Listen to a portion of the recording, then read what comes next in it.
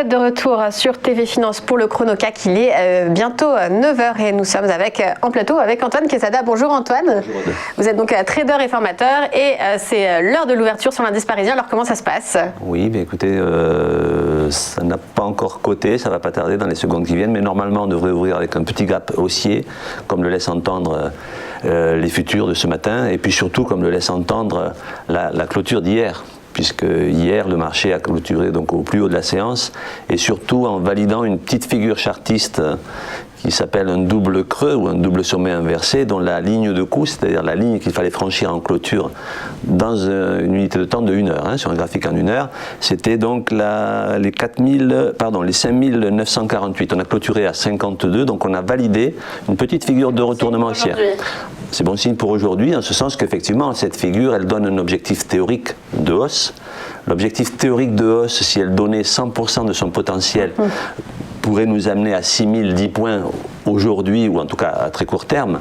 Alors ça n'est pas une certitude naturellement, mais en tout cas on fait au moins, voilà, là on a ouvert, on est à 5984 points, donc on a bien fait un gap haussier de 32 points, voilà, et on est en train de dépasser, en fait on est en train d'atteindre là à l'instant même les 61,8% de ce potentiel, donc qui théoriquement fait 100%, donc 61,8% de Fibonacci en extension et qui se situe sur les 5987, et on y est à l'instant même, en temps réel. Donc 61,8, il reste le reste pour atteindre les 100% de la figure. Oui.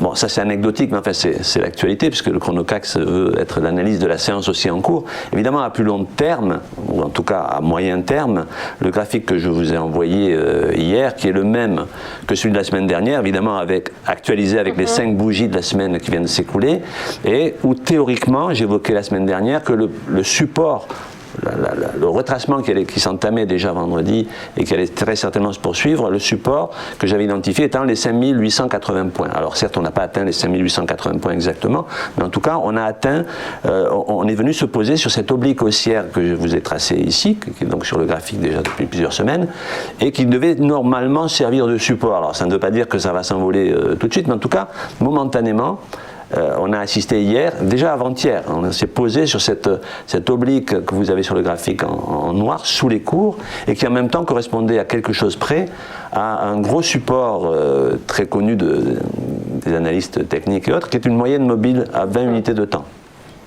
Donc les deux conjointement faisaient que la probabilité de ce rebond elle était très très forte. Donc c'est ce qu'a fait le marché hier, bon, aidé par les indices américains qui ont bien fonctionné, mais c'est pas non plus le hasard. Vous savez, tout est plus corrélé qu'on ne le pense, même si objectivement il est difficile de comprendre. Mais ce rebond, est-ce qu'il est durable? Alors toute la question est là. Alors en tout cas pour aujourd'hui c'est un rebond, c'est-à-dire que théoriquement, là voilà, on est toujours même sur les 61,8.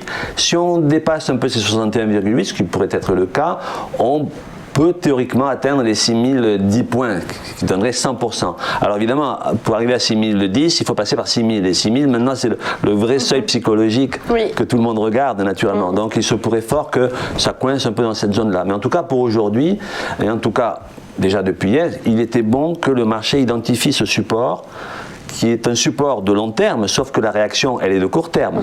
Mais à l'endroit où elle se situe, elle pourrait être le début d'une amorce, d'une continuation de hausse. En tout cas, vous savez, mon point de vue déjà sur le moyen terme, c'est qu'a priori, il y a encore pas mal du potentiel de hausse. Moi, je l'avais identifié, c'est la grande ligne horizontale en bleu épaisse que vous avez au-dessus du support en pointillé qui est 6302, bon, 6300, bon, à moyen terme, c'est pas aujourd'hui, c'est pas forcément demain, on pourra peut-être revenir sur les 5800, voire même redescendre sur la zone des 5780, qui correspond ici, bon là c'est 161,8% de Fibonacci, de la grande, du grand double creux que nous avions en long terme, enfin bon, ça on n'a pas besoin de rentrer dans ces détails-là.